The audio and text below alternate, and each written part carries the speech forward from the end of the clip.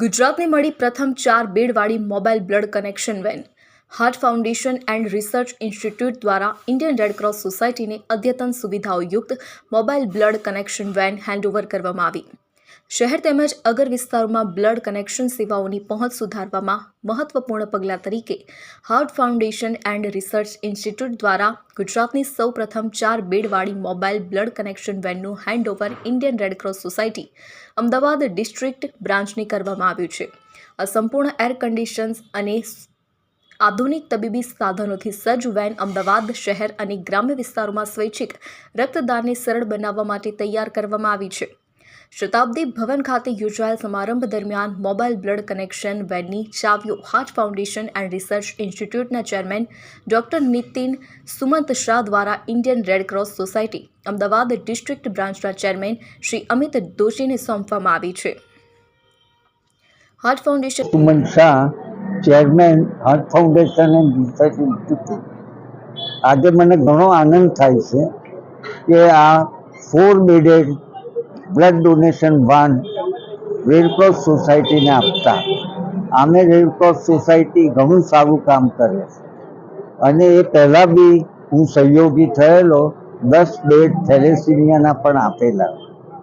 અને રક્તદાન શું અગત્યનું એ બહુ જ મોટું વાત છે, કારણ કે લોહીનું કંઈ ફેક્ટરી મળતી નથી દુનિયામાં, લગભગ બોડીમાંથી જ થાય છે.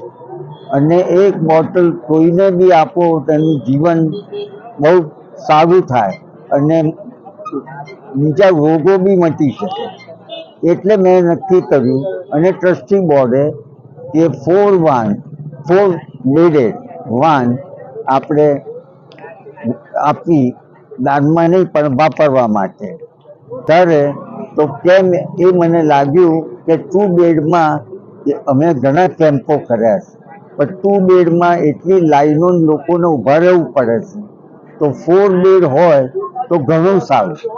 એનાથી દર મહિને એપ્રોક્સિમેટલી 1000 બોટલ કલેક્ટ થશે.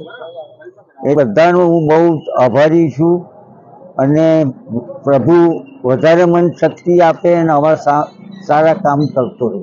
જય. હાર્ટ ફાઉન્ડેશન રિસર્ચ ઇન્સ્ટિટ્યૂટના હું એક ટ્રસ્ટી છું.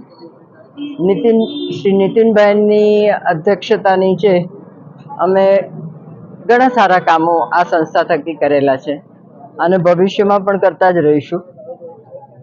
અમે એજ્યુકેશનના ધોરણે, આરોગ્યના ધોરણે અને મહિલાઓની એમ્પાવરશીપ માટે આ બધા ઘણા બધા કામ કરીએ છીએ. ઘણી બધી સંસ્થાઓ સાથે કામ કરીએ છીએ. આજનું આ જે કામ છે એક યુનિક કામ છે, જે અમારા અધ્યક્ષશ્રીએ જે અમને પણ અમારી સાથે ચર્ચા કરી અને અમલમાં લાવવાનો પ્રયત્ન કર્યો છે.